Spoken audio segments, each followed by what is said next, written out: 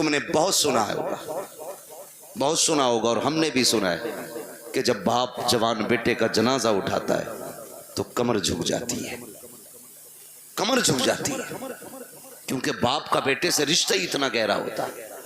اور سیدی سرکار اعلیٰ حضرت امام عشق و محبت امام احمد رضا خان فاضل بریلوی علیہ رحمت و رضوان الملفوظ شریف میں نا ایک واقعہ تحریر فرماتے ہیں لوگ تجارت کے لیے نکلے، اسی قافلے کے اندر باپ بیٹے بھی جا رہے تھے۔ کون جا رہے تھے؟ پیسے دیکھ رہے ہو تو اٹھا کے لے جاؤ بھائی، قطعی مجھے مت دو، جو دیکھ رہے ہیں انہیں دے دو تاکہ یہ تقریر سن لیں۔ میں کچھ سمجھانا چاہ رہا ہوں، توجہ ہے نا؟ پیسے چاہیے کہ تقریر سننی؟ ہاں، تو گھور گھور کے ایسے مت دیکھو کہ یہ مولوی پہ چلا گیا، یہ ادھر بھی جا سکتا اڑ کے۔ توجہ ہے سارے لوگوں؟ باپ بیٹے قافلے میں سفر کر رہے ہیں ساتھ میں، اعلیٰ حضرت اس واقعے کو تحریر فرماتے ہیں۔ اسی سفر کے اندر باپ کی طبیعت خراب ہو گئی، باپ کی طبیعت خراب ہوئی، حد سے زیادہ طبیعت بگڑی اور باپ کا انتقال ہو گیا۔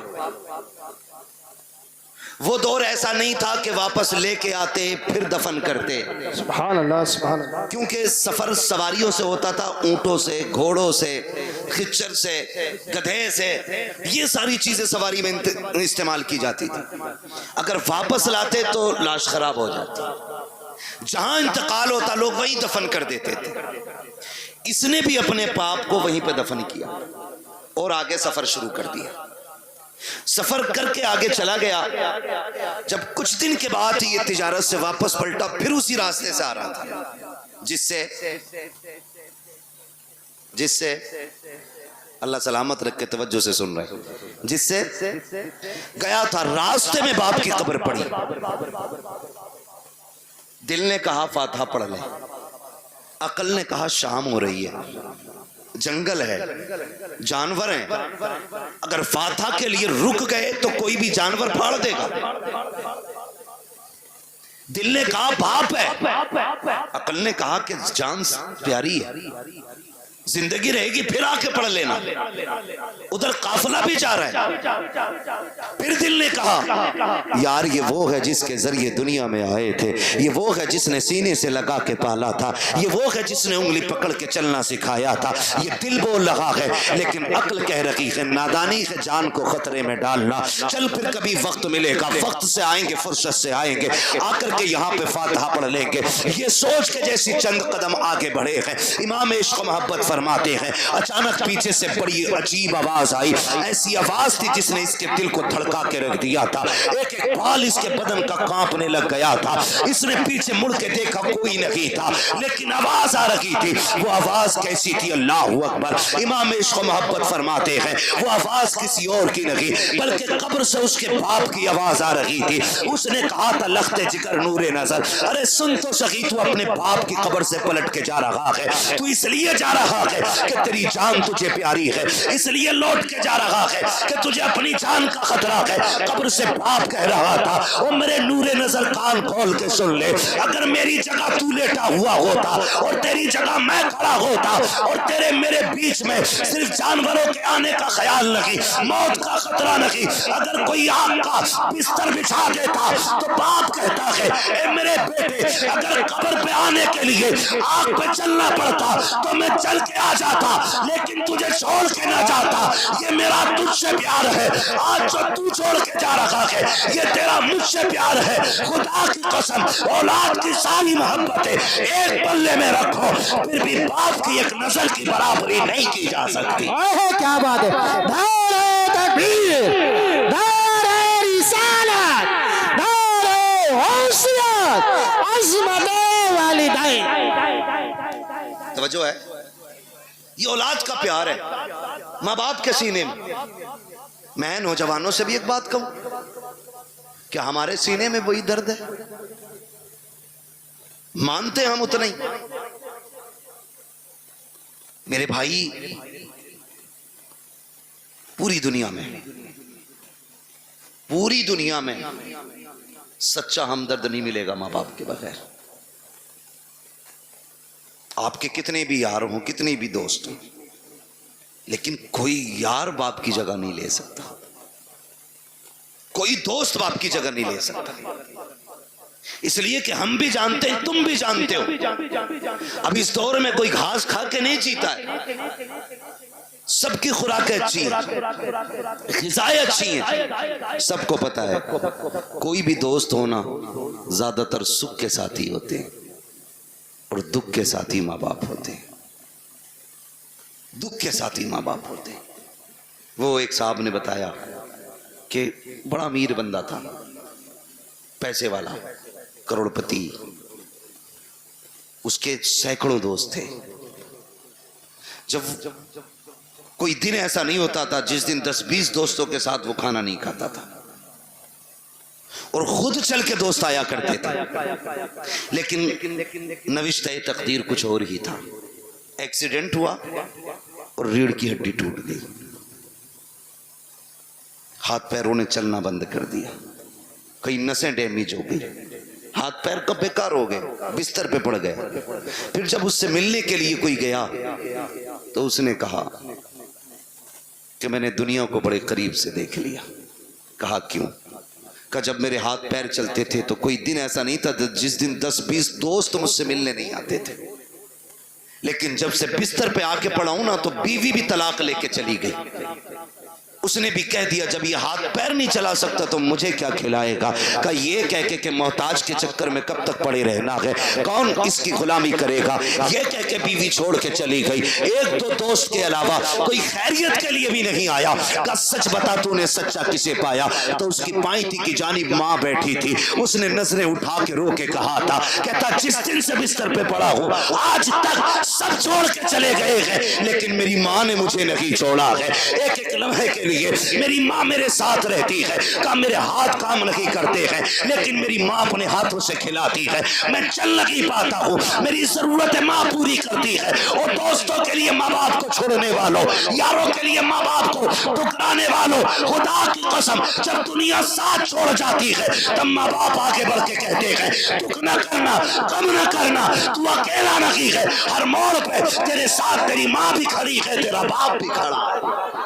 سبحان اللہ، سبحان اللہ، زندہ باد۔ یہ تیرے سچے ہمدرد ہوتے ہیں، یہ سچے ہمدرد ہوتے ہیں، ان سے سچا میں نے کسی کو نہیں دیکھا۔ رشتے کتنے پیارے، خدا کی قسم اگر بات کی جائے تو بڑا وقت لگے، بڑے گہرے رشتے ہوتے ہیں، اتنے گہرے رشتے، اگر کوئی ماں سے یہ کہے نا میں تجھے پوری کائنات کی دولت دوں، اپنے بیٹے کی ایک آنکھ نکال کے دے دے، ماں پوری دنیا کی دولت کے بدلے میں بیٹے کی ایک آنکھ نہیں دے سکتی، ایک کان نہیں دے سکتی، ایک انگلی ماں نہیں دے سکتی، وہ تمہیں اتنا چاہتی ہے۔ یہ رشتے ہوتے ہیں اور ان رشتوں کو بازاروں سے نہیں خریدا جا سکتا، مارکیٹ اور منڈی سے نہیں خریدا جا سکتا۔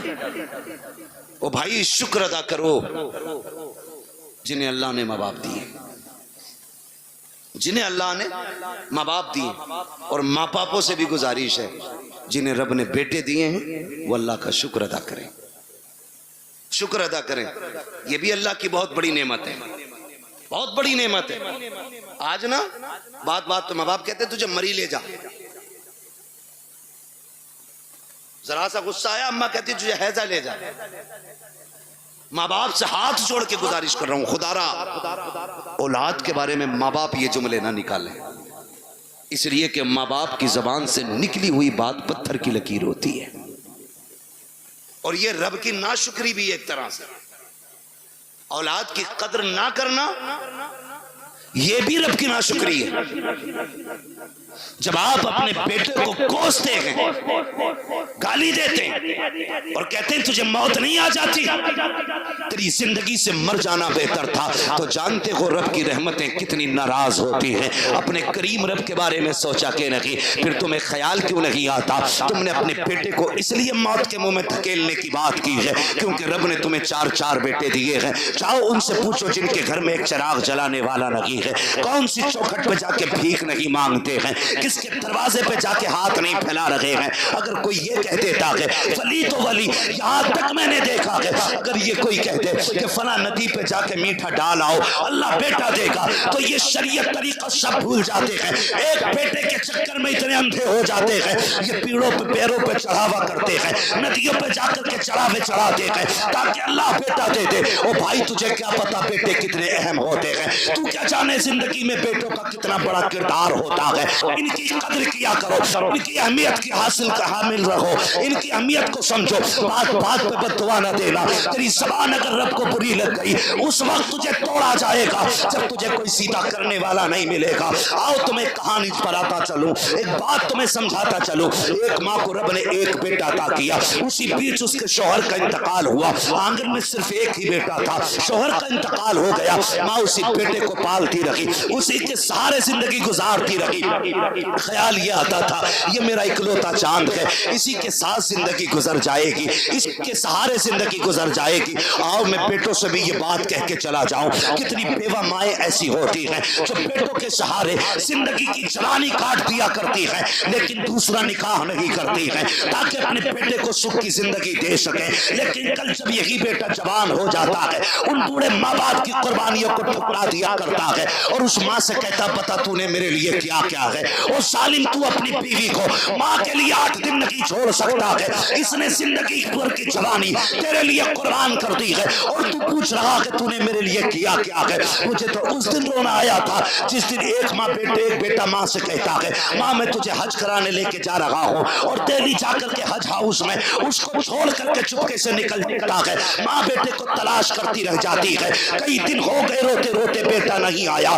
جب آئے میڈیا والے پوچھا بتا ماں تو کیوں رو رہی ہے, اس نے جب حال دل بیان کیا تھا کان کھول کر کے میری بات سننا پیارے, اس نے کہا تھا میرا بیٹا مجھے حج کا جھانسا لے کر کے لایا اور کہا میں تجھے مدینے لے کے جا رہا ہوں. کہا میں بوڑھی ایک دیہاتی عورت, سیدھی سچی عورت, مجھے کیا پتا سفر کیسے کیا جاتا ہے. وہ کہتی ہے کہ میں بیٹے کے ساتھ آ گئی, ایک رات رکا میرے ساتھ اور مجھے چھوڑ کے چلا گیا ہے. پھر جب اس نے رو کے کہا تھا کہ جانتے ہو میں نے اس بیٹے کو کیسے پالا ہے, کہا جب باپ اسے بچپن میں چھوڑ کے چلا گیا میں اس کا ماتھا چوم چوم کے زندگی گزارتی رہی. میں نے دوسرا نکاح نہیں کیا تھا, سینکڑوں پیغام نکاح کے آئے تھے لیکن میں نے بیٹے کے لیے نکاح نہیں کیا تھا, پوری زندگی اس بیٹے کے لیے قربان کر دی. آج یہ مجھے دھوکہ دے کر کے چلا گیا ہے.